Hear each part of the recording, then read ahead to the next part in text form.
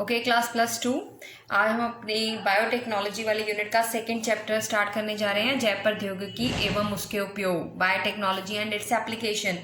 Last chapter में हमने recombinant DNA technology के बारे में पढ़ा, राइट। अब वो रिकॉम्बिनेंट डीएनए टेक्नोलॉजी हमारे कहाँ किस क्षेत्र में यूज़ हो रही है, उनकी क्या क्या एप्लीकेशन है, कहाँ कहाँ हम उसे अप्लाई कर रहे हैं अपने बेनिफिट्स लेने के लिए।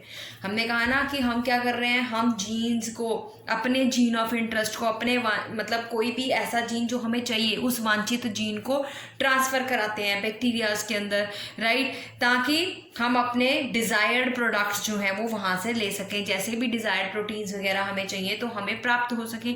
देखिए, जो चीज़ एक्चुअली में लिविंग सेल के अंदर ही बनना पॉसिबल थी, हमने इस बायोटेक्नोलॉजी की हेल्प के साथ, राइट, क्या कर दिया, उसको आर्टिफिशियली बनाना शुरू कर दिया। चाहे हम बनाए उसे आर्टिफिशियली रहे हैं, पर वो यूज़ किसको कर रहे हैं, हम लिविंग सेल्स का ही यूज़ कर रहे हैं, राइट। जीवित कोशिकाओं को ही यूज़ करते हुए हम वो जीवित प्रोडक्ट्स जो हैं वो बना रहे हैं, जो एक्चुअली में हमारी कोशिकाओं के अंदर या हमारी कोशिकाओं के द्वारा बनाए जाते हैं।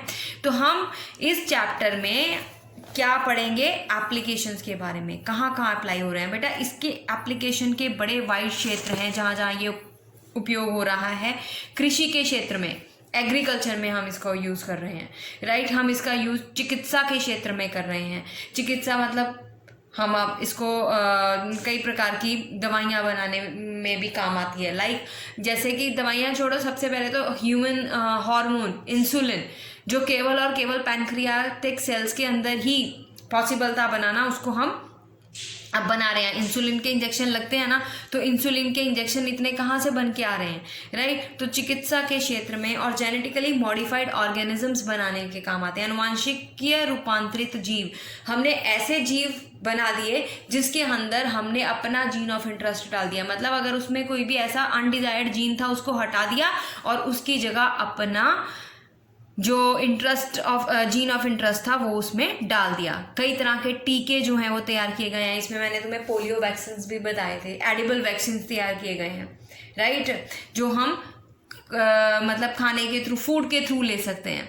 अब ये जो पोलियो का इंजेक्शन है वो बनाना के थ्रू एडिबल वैक्सीन जो है वो तैयार किया गया था। ये भी मैंने आपको जब बायोटेक्नोलॉजी वाला चैप्टर स्टार्ट किया था तब आपको बताया था। तो इसके कई हमारे पास वाइड क्षेत्र हैं। हमने ये सारे क्षेत्र जो हैं 1 बाय 1 लेने हैं, राइट। तो हम इसमें फर्स्ट क्षेत्र जो इस वक्त लेने जा रही हूँ वो है एग्रीकल्चर का क्षेत्र। ये जो, अगर आपने first chapter recombinant DNA technology का चैप्टर ढंग से पढ़ लिया तो समझिए कि ये चैप्टर आपके लिए कुछ भी नहीं है, ये आपको रीडिंग करने पे भी समझ में आ जाएगा।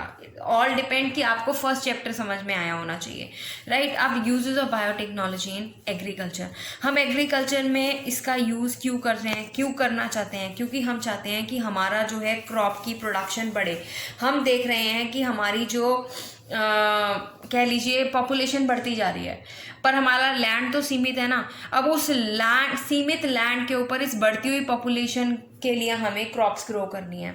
तो हमें क्या चाहिए, ऐसे प्लांट्स चाहिए जिनकी न्यूट्रिशन वैल्यू ज़्यादा हो, राइट, और वो ज़्यादा से ज़्यादा रेजिस्टेंट हों, पादपों की उच्च प्रतिरोधकता। रेजिस्टेंस किसके प्रति, कीट के प्रति, कीटों के प्रति उनमें प्रतिरोधकता होनी चाहिए, राइट। उनके अंदर विषाणुओं के प्रति प्रतिरोधकता होनी चाहिए, कीटों के प्रति, विषाणुओं के प्रति, और किसी भी प्रकार की मिट्टी में वो ग्रो कर सकते हो। अगर उनका एरिया जो है वो लिमिटेड रह जाएगा कि ये एसिडिक मिट्टी में नहीं होता जी, ये क्षारीय मिट्टी में ही हो पाते हैं, तो क्या होगा, वो हर जगह उस क्रॉप को हम ग्रो नहीं कर पाएंगे।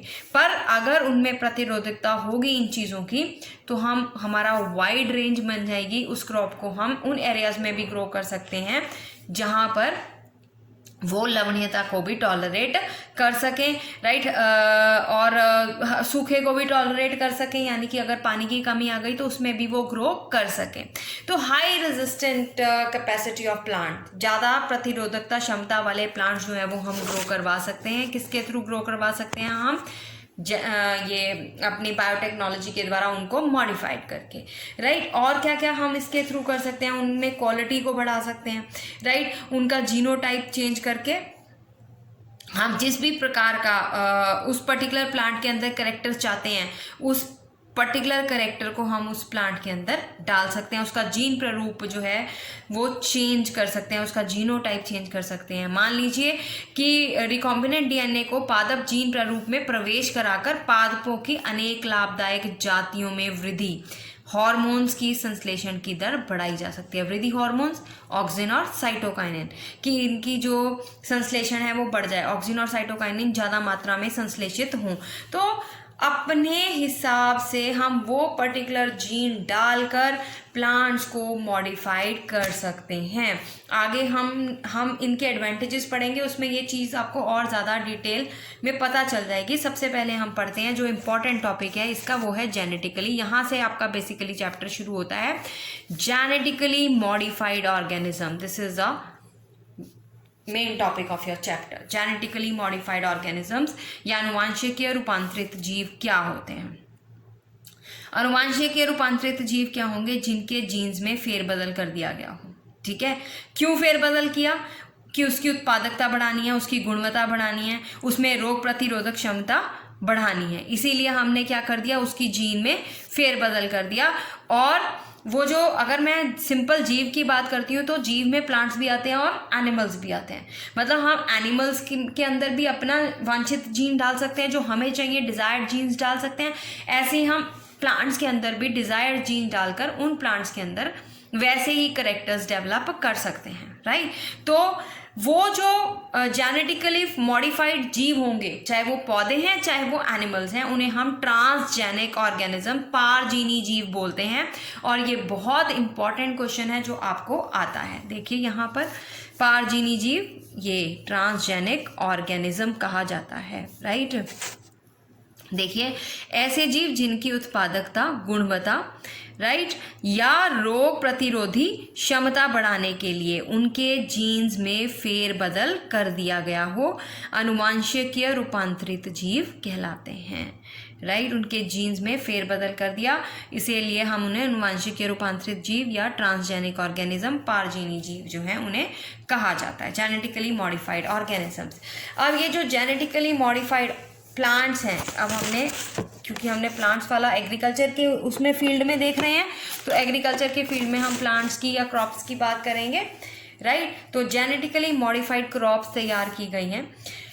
जेनेटिकली मॉडिफाइड क्रॉप्स तैयार करने के बहुत से मेथड हैं, आप लोगों को मैंने आपको बताया था, जिसमें से एक है gene gun method, biolistic method, right, जिसमें हम डीएनए कोटेड गोल्ड और टंगस्टन पार्टिकल्स को के द्वारा, ये देखिए यहाँ पे लिखा होगा जीन गन मेथड, ये रहा, राइट। इलेक्ट्रोपोरेशन, माइक्रो इंजेक्शन, जिससे हम एक पर्टिकुलर जीन को किस में ट्रांसफ़र कर रहे हैं, प्लांट सेल्स के अंदर। प्लांट्स के अंदर सबसे ज़्यादा कॉमनली यूज्ड मेथड जो है वो है जीन गन मेथड। सबसे ज़्यादा कॉमनली यूज्ड विधि जीन गन मेथड है, जिसमें हम क्या करते हैं, हम डीएनए कोटेड टंगस्टन और गोल्ड के पार्टिकल्स की बमबारी करते हैं, जिससे कि वो प्लांट्स की कोशिका भित्ति को चीरते हुए सीधा उसके न्यूक्लियस के अंदर उसके डीएनए के साथ जाकर अटैच्ड हो जाएं, राइट। ये जीन गन मेथड मैंने आपको लास्ट वीडियो में पूरा डिटेल में डिस्कस किया है।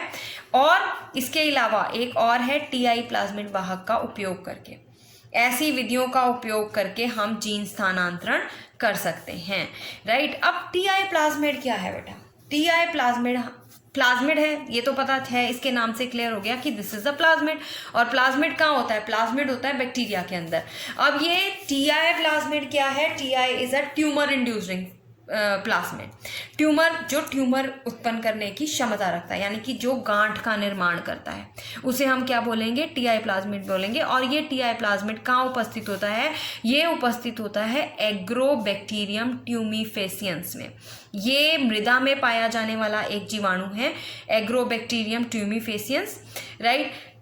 इस बैक्टीरिया के अंदर ये प्लाज्मिड उपस्थित होता है। और ये प्लाज्मिड जो है क्या करता है? ये प्लाज्मिड्स प्लांट सेल्स में अनियंत्रित रूप से विभाजन करता है और ट्यूमर और गांठ का निर्माण करने की क्षमता है इसमें, राइट। पर हमने जो हमारे साइंटिस्ट हैं उन्होंने क्या नोटिस किया? उन्होंने नोटिस किया कि इस ट्यूमर की कोशिकाएं जीवाणुओं के लिए आवश्यक रसायनों का निर्माण करती हैं, पर ये जो टीआई प्लाज्मिड है इसके अंदर एक और मेन क्षमता है जो उन्होंने देखी, क्या देखी? अध्ययन से पता चला कि संक्रमण के समय यह जीवाणु स्वयं पादप कोशिका में प्रवेश नहीं करता। जब उसे इन्फेक्शन करवाना होता है तो वो स्वयं पादप कोशिका में प्रवेश नहीं करता है। वो क्या करता है, जीवाणु जो है वो एक plasmid, that is tumour inducing plasmid, वो जीवाणुओं का प्लाज्मिड उसके अंदर जाता है, प्लांट सेल के अंदर जाता है और संक्रमण करता है।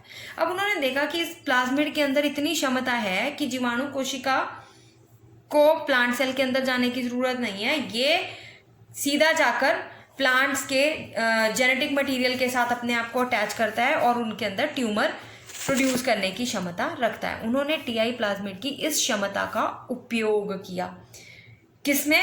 जीन को ट्रांसफर करने ने। ठीक है, तो वैज्ञानिकों ने क्या किया? वैज्ञानिकों ने आनुवांशिक अभियांत्रिकी की मदद से टीआई प्लाज्मिड के उस भाग को निकाल दिया। किस भाग को निकाल दिया? जो ट्यूमर का निर्माण करता है, और उसकी जगह क्या लगा दिया? वांछित जीन को जोड़ दिया।